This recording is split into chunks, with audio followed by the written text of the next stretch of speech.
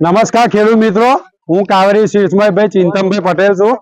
બરાબર, નડિયાદ ટેરેટરી આખી આણંદ જિલ્લો નડિયાદ જિલ્લો હાથું છું અને સોજીરાન જોડે દેવાતદ નો વતની છું. બરાબર છે. આજે તમને આજે લાઈવ આપણે 473 ના પ્લોટ ઉપર લઈને આવ્યા છે. બરાબર છે. તો તમે બધા આ પ્લોટ જો પ્લોટ કેવો લાગ્યો તમને? કેવો છે? બરાબર. મૌલિકભાઈ, તમે તમારો મોબાઈલ નંબર બોલશો? 9645433413. તમે દોગર લેવા આવ્યા હતા બીજી અને તમને આ 473 આપણે દોગર આલી. બરાબર. તમને આ દોગર કેવી લાગી? સારી વેરાયટી છે. સારી વેરાયટી છે. કોઈ ભેગ ભેગ હોય કંટી બંટી કેવું લાગ્યું? સરસ. ફૂટ ફૂટ માં બધી રીતે સારી છે.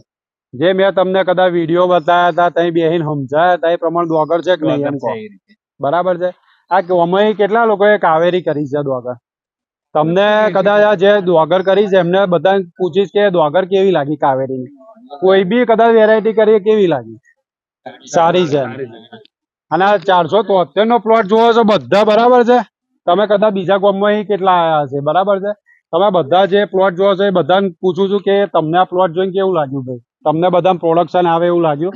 ખાલી મને બોલવા ખાતર સારું કહેવા ખાતર ના બોલતા, તમે પ્લોટ જોઈને કહેજો એમ. બરોબર છે. બાકી કંટી તમને મેં 2-3 ફાર્મર ને વજન કરીને બતાવી. બરાબર, ડિફરન્ટ બતાવે છે. કાવેરી નંબર લઈ જશે એમ? કાવેરી નંબર નહીં લઈ જાય, ખેડૂત નંબર લઈ જાય ને તો ખરું કહેવાનું. કાવેરી તો વેચાવાની જ છે માર્કેટમાં. ખેડૂત નું સારું થવાનું. આપણો હિત એવું જ છે કે ખેડૂત નું સારું થાય.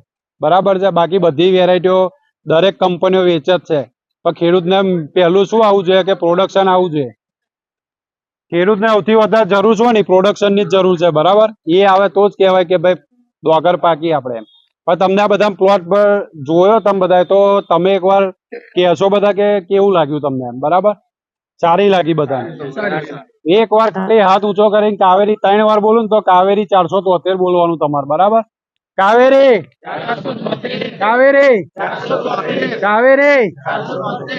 અને એક સંકલ્પ ખાલી નોનો લઉં કે આ વર્ષે તો જેણે નહીં કરી અને આવતા વર્ષે બધા કરવા માંગો છો કે નહીં કરવા માંગો?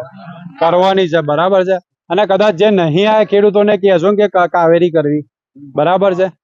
અને તમે બધા ભાઈ જો એક તો ટાઈમ કાઢીને આવ્યા છો. બરાબર. એ બદલ તમારા બધાનો ખરેખર દિલથી આભાર માનું છું અને થેન્ક યુ કહું છું. બરાબર છે.